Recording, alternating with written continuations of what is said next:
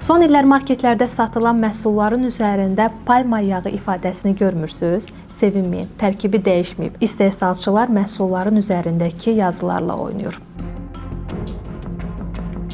Yəqin ki, çoxlarınız marketdən məhsul alarkən mənim kimi məhsulun üzərində palma yağı sözünü axtarır. Bilirsiniz ki, son illər palma yağının zərərləri ilə bağlı insanlar çox maariflənib və ona görə də marketdən məhsul alarkən üzərində palma yağı ifadəsini gördüyü məhsulları almırlar.